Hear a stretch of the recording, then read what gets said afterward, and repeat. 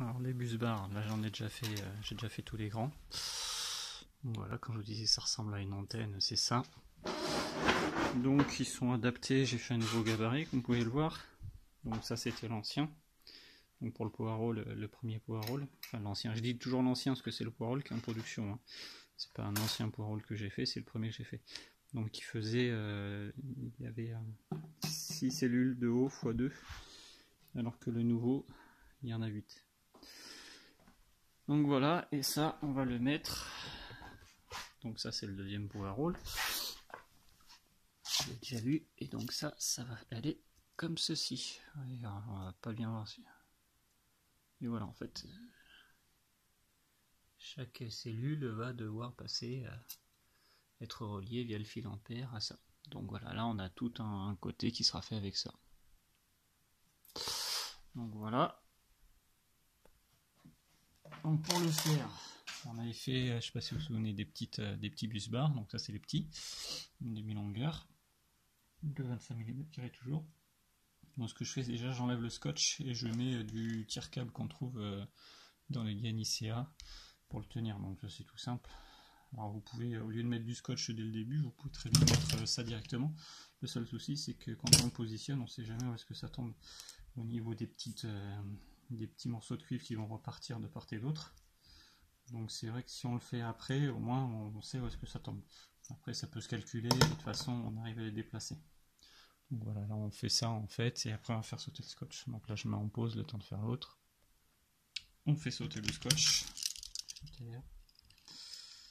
Et donc après on est prêt à souder. Donc normalement après tout doit être prêt plus ou moins, parce que sinon vous allez perdre énormément de temps. Vous pensez que vous avez des opérations à faire. Alors il n'y a pas énormément d'étapes hein, dans un Powerroll. Par contre chaque étape c'est long, et chaque étape il faut la répéter un paquet de fois.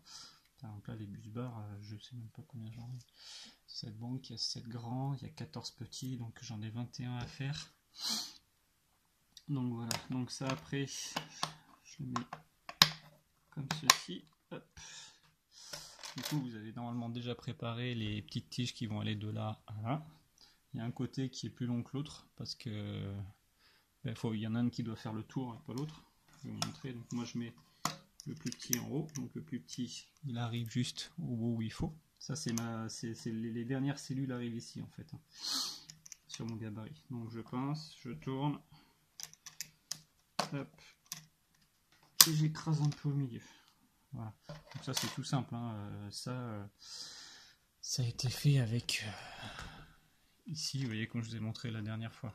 On fait un truc, on pince, on tourne. Voilà, c'est-à-dire vous le mettez sur le bord, vous le pincez entre deux vis, vous remettez sur le côté et hop, terminé. Donc je fais des petits éléments comme ça qui sont déjà prêts. Donc, voilà. Bon, sur les petits, sur mes demi-bus bars, moi j'en ai que 4 à faire, donc ça va assez vite. Donc on a nos 4 petites traverses. Donc 4, il ne reste plus qu'à souder. Donc moi je mets le minimum ici, parce que ça va être sur la banque, et ça c'est ce qui va dépasser, et là je mettrai ma cosse. Pardon, il y a le grand devant. Voilà, donc là l'élément, celui-là, il y en aura un autre à moitié qui sera là, donc il ne faut pas qu'il se touche, donc on met le plus possible à ras cet élément-là. Et ici il y a la cosse, donc plus de longueur. Là on va commencer à souder. Bon, j'ai quitté le masque à gaz, que bon, c'est la canicule, donc je ne me mets pas dehors pour faire ça. Donc j'ai repris, à mon plus grand regret, comme je vous avais montré, c'est celui-là mon préféré. Même s'il y a du plomb dedans, en fait, j'avais lu quelques études dessus. Le plomb pourrait être dangereux si on passe ça sous une flamme. C'est-à-dire qu'au-dessus de 350-400 degrés, le plomb pourrait partir dans l'air et être impactant quand on travaille là-dessus. Sauf qu'avec un fer à souder, il n'y a quasiment aucun risque que le plomb parte dans l'air. Visiblement, c'est ce que j'ai lu. Donc, et il coule beaucoup mieux sur les soudures, alors que celui-là est beaucoup plus pâteux. C'est pas du tout la même utilisation.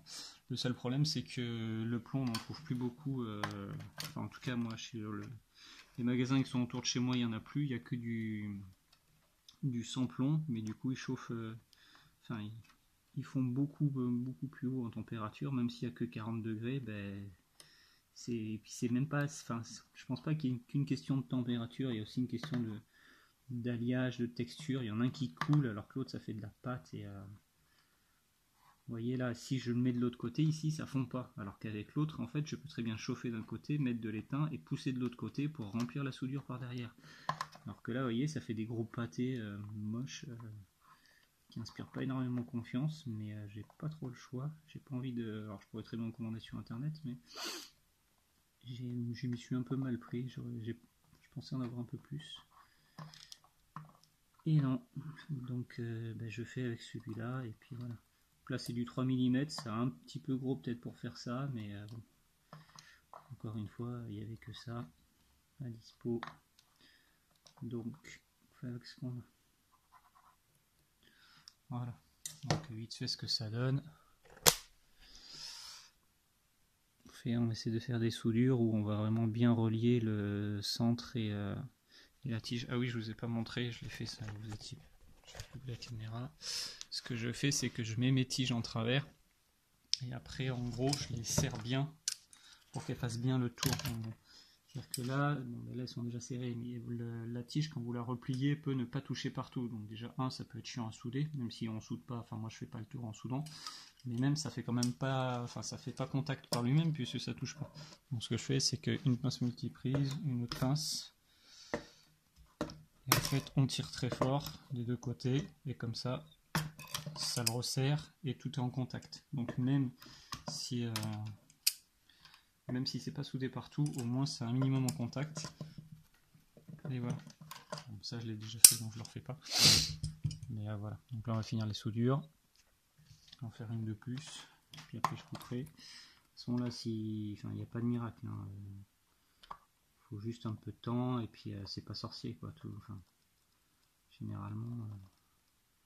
Tout le monde sait à peu près souder à l'étain, je pense, quand même. Donc généralement, alors avec celui-là, il faut chauffer un peu tout le cuivre et puis après l'appliquer. Ça se passe un peu mieux. Si vous avez du avec plomb, il n'y a même pas de souci, vous le posez direct et ça coule par-dessous, ça remplit tous les trous. En plus on voit l'étain qui circule entre les différents fils de cuivre, c'est vraiment... c'est absolument pas pareil. Puis le rendu est beaucoup mieux, c'est beaucoup plus lisse, c'est beaucoup plus propre, on voit que ça a bien accroché les deux fils. Là on a l'impression d'avoir un pâté posé, alors bon, ça accroche, mais moi je suis beaucoup moins partisan de celui-là que de l'autre.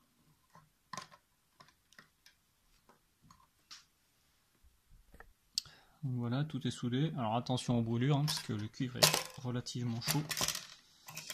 On retourne et on fait l'autre côté. Alors on fait juste des petits points de l'autre côté, comme on a fait sur le dessous. Ça sert à rien, je pense, de faire tout le tour, de toute façon. On n'amène pas, il y aura quoi? Il y aura 32 piles de chaque côté, enfin 16 piles de chaque côté, donc 32 piles en tout sur chaque traverse, on va appeler ça. Donc il n'y a pas tellement de puissance ni d'ampérage non plus, c'est pas...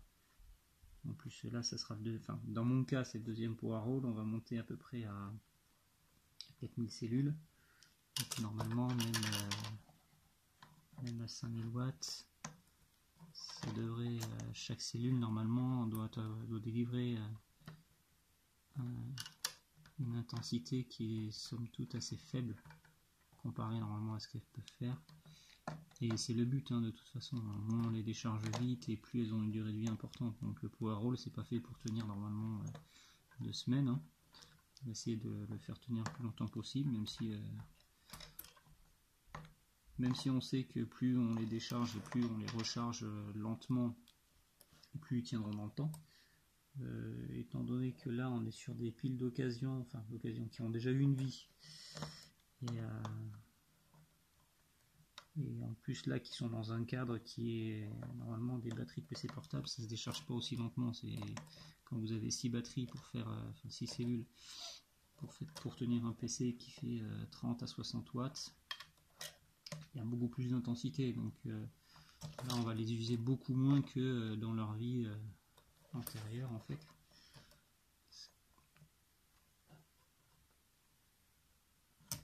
Donc voilà, combien de temps ça tient, à mon avis, personne ne le sait. Après, normalement, vous allez mettre un BMS qui pourra vous indiquer un peu plus de... qui vous donnera un peu plus de données, on va dire, que le simple onduleur, normalement. Alors après que mon onduleur à moi, il y a peut-être des onduleurs qui vont plus loin dans la gestion des batteries.